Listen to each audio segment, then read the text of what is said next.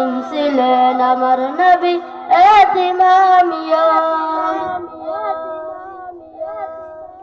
জীবন চলার পথে যে আপন পার, জীবন চলার পথে যে আপন পার, এ জীবনে রইল না মোর আপন গুণগান।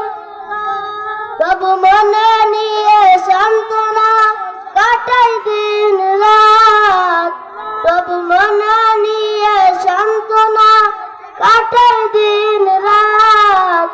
এতিম ছিলেন আমার নবী হযরত মুহাম্মদ, এতিম ছিলেন আমার নবী হযরত মুহাম্মদ।